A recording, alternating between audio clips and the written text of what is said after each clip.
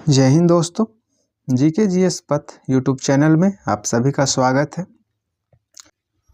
आज हम GK GS का 50 क्वेश्चन का सेट लगाएंगे जो आने वाले एग्ज़ाम बीएसएससी ग्रेजुएट लेवल और बीएसएससी इंटर लेवल या बिहार दरोगा या फिर एनटीपीसी के लिए काफ़ी आपको हेल्पफुल होगा। वीडियो को अंत तक देखिएगा। तो आइए शुरू करते हैं। पहला क्वेश्चन है, निम्न में से कौन मोनोसेकेराइड कार्बोहाइड्रेट नहीं है? तो मोनोसेकेराइड कार्बोहाइड्रेट नहीं है, सुक्रोज नहीं है। ऑप्शन सी सही हो जाएगा।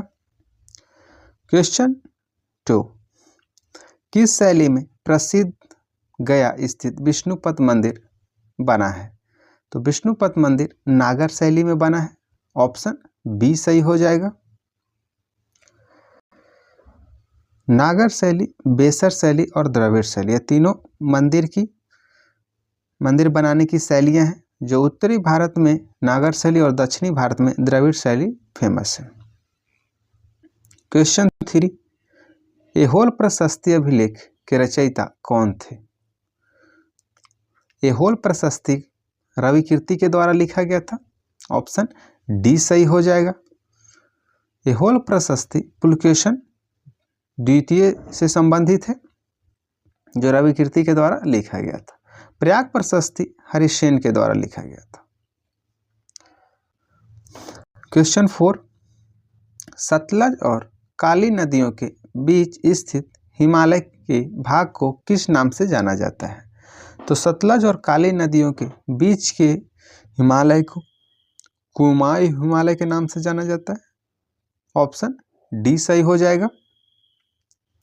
सिंधु और सतलज के बीच स्थित हिमालय को पंजाब हिमालय कहा जाता है, जबकि काली से तीस्ता नदी के बीच के हिमालय को नेपाल हिमालय कहते हैं और तीस्ता से दिहांग तक के असम हिमालय कहलाता है।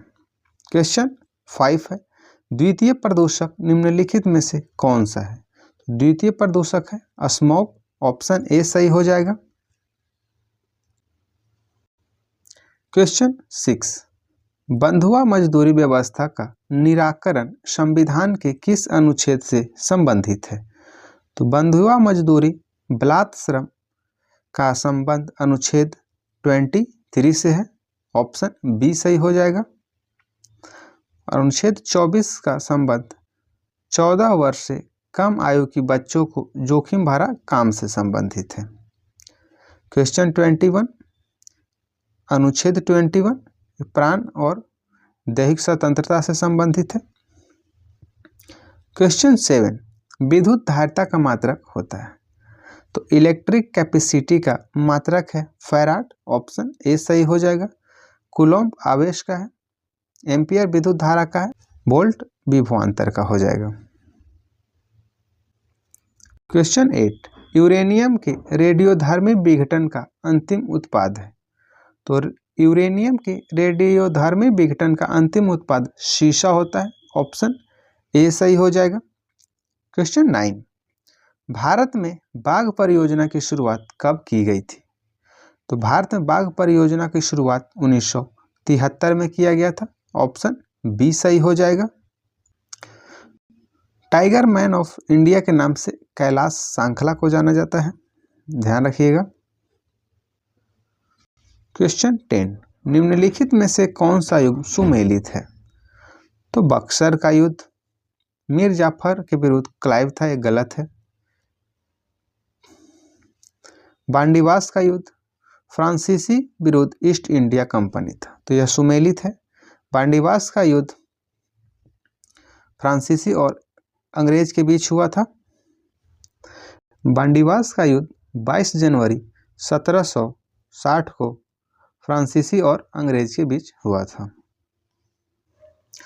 क्वेश्चन 11, पांडिचेरी की संधि किसके बीच हुई थी?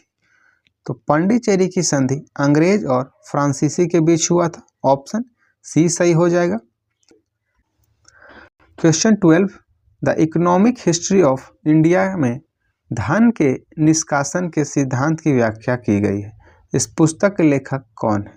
तो the economic history of India के लेखक हैं रमेश चंद्र दत्त। ऑप्शन सी सही हो जाएगा। क्वेश्चन 13, दूध निम्नलिखित में से किसका उदाहरण है? तो दूध पायस का उदाहरण है। ऑप्शन डी सही हो जाएगा। क्वेश्चन 14, सुपीरियर झील किन दो देशों के बीच स्थित है? तो सुपीरियर झील अमेरिका और कनाडा के बीच स्थित है। ऑप्शन सी सही हो जाएगा। यह दुनिया की सबसे बड़ी मीठे पानी की झील है। कमेंट में आप बताइएगा कि अमेरिका और कनाडा के बीच जो अंतर्राष्ट्रीय सीमा है उसे किस नाम से जानते हैं। क्वेश्चन 15, जीडीपी का आंकड़ा कौन जारी करता है? जीडीपी का आंकड़ा एनएसएसओ के द्वारा जारी किया जाता है। तो ऑप्शन सी हो जाएगा। भारत में अब जीडीपी का आंकड़ा एनएसओ केंद्रीय सांख्यिकी कार्यालय के द्वारा जारी किया जाता है। क्वेश्चन 16, इनमें से कौन सा पौधा नाइट्रोजन स्थिरीकरण में सहायक नहीं है? तो चना है, मटर है, सेम है, धान नहीं है। ऑप्शन डी सही हो जाएगा। क्वेश्चन 17, ट्राइसेम योजना निम्नलिखित में से किससे संबंधित है? तो ट्राइसेम योजना ग्रामीण विकास से संबंधित है। ऑप्शन सी सही हो जाएगा। Training of rural youth for self employment इसका हो जाता है। क्वेश्चन 18, निम्नलिखित में से कौन सा देश बाल्टिक देश नहीं है? तो बाल्टिक देश में एस्टोनिया, लातविया और लिथुआनिया आता है। बेलारूस नहीं है। ऑप्शन बी सही हो जाएगा। क्वेश्चन 19, आधुनिक भारत का प्रथम राष्ट्रवादी कवि किसे कहा जाता है? तो आधुनिक भारत का प्रथम राष्ट्रवादी कवि हेनरी विवियन डेरेजियो को कहा जाता है। ऑप्शन सी सही हो जाएगा। क्वेश्चन 20, कौन व्यक्ति तीनों गोलमेज सम्मेलन में उपस्थित नहीं थे? तो मोहम्मद अली जीना हो जाएगा। ऑप्शन ए सही हो जाएगा। क्वेश्चन हमेशा पूछता है एग्जाम में कि तीनों गोलमेज सम्मेलन में उपस्थित कौन थे? बी आर अम्बेडकर, तेज बहादुर सप्रू और आगा खान। क्वेश्चन 21, निम्न में से कौन सा विषय समवर्ती सूची के अंतर्गत नहीं आता है? तो पंचायती राज हो जाएगा। ऑप्शन डी सही हो जाएगा। शिक्षा, वन और परिवार नियोजन को समवर्ती सूची के अंतर्गत आता है। पंचायती राज राज्य सूची के अंतर्गत आता है। क्वेश्चन 22, जल में वायु का बुलबुला किसकी भांति व्यवहार करता है? तो जल में वायु का बुलबुला अवतल लेंस की भांति व्यवहार करता है। ऑप्शन डी सही हो जाएगा। क्वेश्चन 23, निम्नलिखित में से कौन सुमेलित नहीं है? संथाल विद्रोह सिद्धू और कान्हू के नेतृत्व में हुआ था, सही है। रामोशी विद्रोह चित्तर सिंह के नेतृत्व में हुआ था, यह भी सही है। कोल विद्रोह बुद्धो भगत के द्वारा किया गया था, यह भी सही है। पागलपंथी विद्रोह मजमून शाह और चिराग अली, यह गलत है क्योंकि पागलपंथी विद्रोह का नेतृत्व करीम शाह के द्वारा किया गया था और टिप्पू शाह के द्वारा। तो ऑप्शन डी सुमेलित नहीं है। क्वेश्चन 24, निम्नलिखित युद्ध को कालक्रम के अनुसार व्यवस्थित करें। बांडीवास का युद्ध, प्रथम कर्नाटक युद्ध, बेदरा का युद्ध, प्रथम आंगल मैसूर युद्ध। तो सबसे पहले प्रथम कर्नाटक युद्ध हो जाएगा, फिर बेदरा का युद्ध हो जाएगा, फिर बांडीवास का युद्ध हो जाएगा और प्रथम आंगल मैसूर युद्ध फिर हो जाएगा। तो 2, 3, 1, 4 हो जाएगा। ऑप्शन डी सही हो जाएगा। प्रथम कर्नाटक युद्ध 1746 से 48 के बीच चला था और एला सापल की संधि के तहत समाप्त हुआ था। बेदरा का युद्ध 1759 में हुआ था डच और अंग्रेज के बीच। बांडीवास का युद्ध 1760 में हुआ था अंग्रेज और फ्रांसीसियों के बीच। और प्रथम आंगल मैसूर युद्ध हैदर अली और अंग्रेजों के बीच हुआ था 1767 से 69 के बीच चला था। क्वेश्चन 25, किस बौद्ध संगीति के दौरान अभिधम्म पिटक की रचना की गई? तो अभिधम्म पिटक की रचना की गई थी तृतीय बौद्ध संगीति के दौरान। ऑप्शन सी सही हो जाएगा। यह अशोक के शासनकाल में पाटलिपुत्र में हुआ था। क्वेश्चन है 26, निम्नलिखित घटनाओं का सही कालक्रम क्या है? तो सबसे पहले अगस्त प्रस्ताव घटित हुआ था, व्यक्तिगत सत्याग्रह हुआ, फिर क्रिप्स मिशन और फिर भारत छोड़ो आंदोलन। तो पहले 2, 4, 1, 3, ऑप्शन ए सही हो जाएगा। क्वेश्चन 27, निम्नलिखित में से कौन सी नदी विषुवत रेखा को 2 बार काटती है? तो विषुवत रेखा को 2 बार काटती है कांगो नदी, ऑप्शन बी सही हो जाएगा। क्वेश्चन 28, कार्टाजेना प्रोटोकॉल का संबंध किससे है? कार्टाजेना प्रोटोकॉल का संबंध है जैव सुरक्षा से, ऑप्शन डी सही हो जाएगा। ओजोन क्षरण से संबंधित मॉन्ट्रियल प्रोटोकॉल है। क्वेश्चन 29, चश्मे के लेंस किस कांच से बनाए जाते हैं? तो चश्मे का लेंस क्रूक्स कांच से बनाया जाता है, ऑप्शन सी सही हो जाएगा। क्वेश्चन 30, निम्नलिखित नगरों में से किस एक नगर का संबंध महावीर से नहीं है? तो महावीर का संबंध वैशाली से है, वैशाली के कुंड ग्राम में उनका जन्म हुआ था, चंपा से है और पावापुरी से है, लुम्बिनी से नहीं है, ऑप्शन डी सही हो जाएगा। लुम्बिनी से संबंध गौतम बुद्ध का है और वहीं उनका जन्म हुआ था। क्वेश्चन 31, निम्न में से कौन सही सुमेलित नहीं है? तो वंश है और उनकी राजधानी को मिलाना है। चंदेल, चंदेल की राजधानी खजुराहो या महोबा था, सही है। सोलंकी की राजधानी अनहिलवाड़ था, सही है। प्रतिहार वंश की राजधानी कनौज में थी, यह भी सही है। कलचुरी वंश की राजधानी अजमेर, यह गलत है क्योंकि कलचुरी वंश की राजधानी थी त्रिपुरी, ऑप्शन डी सुमेलित नहीं है। क्वेश्चन 32, मोढेरा का सूर्य मंदिर किस राज्य में स्थित है? तो मोढेरा का सूर्य मंदिर गुजरात में स्थित है, ऑप्शन बी सही हो जाएगा।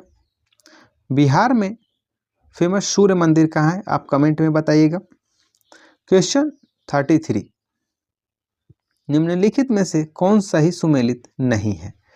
अकबर द्वारा जजिया कर की समाप्ति 1564 में किया गया था, सही है। दीन इलाही धर्म अकबर के द्वारा चलाया गया था 1582 में, सही है। मजहरनामा की घोषणा 1578, यह गलत है। तीर्थयात्री कर समाप्ति 1563 में अकबर के द्वारा किया गया था, यह भी सही है। मजहरनामा की घोषणा 1578 में नहीं 1579 में किया गया था, ऑप्शन सी सही सुमेलित नहीं है। क्वेश्चन 34, मनसबदारी व्यवस्था में 2 अस्पा सिंह अस्पा का प्रचलन किसने किया था?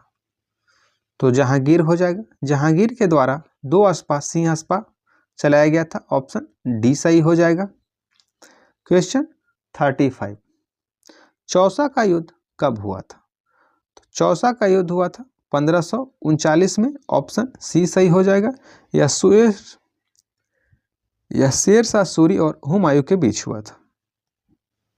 क्वेश्चन 36, निम्न में से कौन सा विकल्प बंधनों की क्रियाशीलता के सही क्रम में दर्शाता है? तो सही क्रम हो जाएगा एकल बंध, द्विबंध और त्रिबंध, ऑप्शन सी सही हो जाएगा।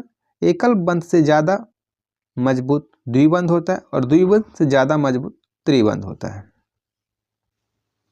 क्वेश्चन है 37, निम्न में से किस अंग में आवश्यकता से अधिक शर्करा या कार्बोहाइड्रेट ग्लाइकोजन के रूप में संचित रहते हैं? तो ग्लाइकोजन के रूप में संचित रहते हैं यकृत में, ऑप्शन सी सही हो जाएगा। क्वेश्चन 38, किस योजना काल में 14 बैंकों का राष्ट्रीयकरण किया गया था? तो 14 बैंकों का राष्ट्रीयकरण चौथी योजना काल में किया गया था, ऑप्शन बी सही हो जाएगा। तो 19 जुलाई 1969 को 14 बैंकों की राष्ट्रीयकरण किया गया था। उस वक्त प्रधानमंत्री इंदिरा गांधी थी। योजना आयोग की स्थापना 1950 में किया गया था। उसके जगह पे नीति आयोग की स्थापना किया गया वर्तमान में। क्वेश्चन 39, जिन वस्तुओं का उपयोग साथ साथ किया जाता है उन्हें कहा जाता है। तो जिन वस्तुओं का उपयोग साथ साथ किया जाता है उन्हें पूरक वस्तुएं कहते हैं। ऑप्शन ए सही हो जाएगा। क्वेश्चन 40, भारतीय मानक समय रेखा किस राज्य से होकर नहीं गुजरती है। आंध्र प्रदेश से गुजरती, उत्तर प्रदेश से गुजरती है, छत्तीसगढ़ से गुजरती है, हिमाचल प्रदेश से नहीं गुजरती है। ऑप्शन डी सही हो जाएगा। आप कमेंट में बताइए कि भारतीय मानक समय रेखा कितने राज्यों से होकर गुजरती है। क्वेश्चन 41, निम्नलिखित में से कौन सुमेलित नहीं है। तो चांगला जम्मू कश्मीर, ऐसे चांगला लद्दाख में पड़ता है तो यह भी सुमेलित नहीं है। शिव किला हिमाचल प्रदेश में है। बोमडीला उत्तराखंड में, यह गलत है। नाथुला सिक्किम में है तो सुमेलित नहीं है। सी और ए हो जाएगा, क्योंकि चांगला अब जम्मू कश्मीर अलग हो जाने के बाद वो लद्दाख में पड़ता है और बोमडीला दर्रा अरुणाचल प्रदेश में है। क्वेश्चन 42, भारत में पश्चिमी तट की अपेक्षा पूर्वी तट पर चावल की पैदावार अधिक क्यों होती है। क्योंकि पूर्वी तट पश्चिमी तट से चौड़ी है तथा डेल्टा क्षेत्र है। तो ऑप्शन डी सही हो जाएगा। क्वेश्चन 43, केंद्र और राज्य विधायी संबंध संविधान के किस भाग में उपबंध किया गया है। तो केंद्र और राज्य के बीच विधायी संबंध का उपबंध किया गया भाग 11 में। ऑप्शन बी सही हो जाएगा। क्वेश्चन 44, राष्ट्रपति पर महाभियोग की प्रक्रिया प्रारंभ करने के लिए कितने सदस्यों का हस्ताक्षर होना चाहिए। तो जो सदन आरोप लगाया उस सदन का 1/4 सदस्यों का हस्ताक्षर होना चाहिए। ऑप्शन ए सही हो जाएगा। राष्ट्रपति पर महाभियोग किसी भी सदन के द्वारा लगाया जा सकता है। क्वेश्चन 45, निम्न में से किस परिस्थिति में किसी संसद सदस्य की सदस्यता समाप्त हो जाती है। तो यदि वह सदन की अनुमति के बिना 60 दिन की अवधि से अधिक समय के लिए सदन की सभी बैठकों में अनुपस्थित रहता है। सही हो जाएगा। यदि उसे सदन द्वारा निष्कासित कर दिया जाता है, यह भी सही है। यदि न्यायालय उस चुनाव को अमान्य शून्य करार दे देता है तो कथन सी भी सही होगा। यानी उपयुक्त सभी सही है। ऑप्शन डी सही हो जाएगा। क्वेश्चन 46, भारत के राष्ट्रपति को हटाया जा सकता है। भारत के राष्ट्रपति को भारत के संसद के द्वारा हटाया जा सकता है। ऑप्शन सी सही हो जाएगा। अनुच्छेद 61 के तहत राष्ट्रपति पर महाभियोग की अभिक्रिया चलाई जाती है। क्वेश्चन 47, किस अनुच्छेद के अंतर्गत राज्य निर्वाचन आयोग का प्रावधान किया गया है। तो अनुच्छेद 243 के तहत राज्य निर्वाचन आयोग का प्रावधान किया गया। ऑप्शन सी सही हो जाएगा। क्वेश्चन 48, किस संविधान संशोधन में पिछड़े वर्ग संबंधी आयोगों का प्रावधान है। तो पिछड़े वर्ग संबंधी आयोग का प्रावधान किया गया 102वें संविधान संशोधन के तहत। ऑप्शन बी सही हो जाएगा। और EWS से संबंधित 103वें संविधान संशोधन। Question 49, history of the freedom movement in Bihar के लेखक कौन है। History of the freedom movement in Bihar के लेखक हैं के दत्ता। ऑप्शन ए सही हो जाएगा। क्वेश्चन 50, मानव विकास सूची निर्माण में निम्नलिखित में से कौन जुड़ा हुआ है। तो अमर्त्य सेन हो जाएंगे। ऑप्शन डी सही हो जाएगा। तो ये थे आपके जीके जीएस के 50 क्वेश्चन। वीडियो अच्छा लगे तो चैनल को सब्सक्राइब करें, वीडियो को लाइक करें और दोस्तों के साथ शेयर करें।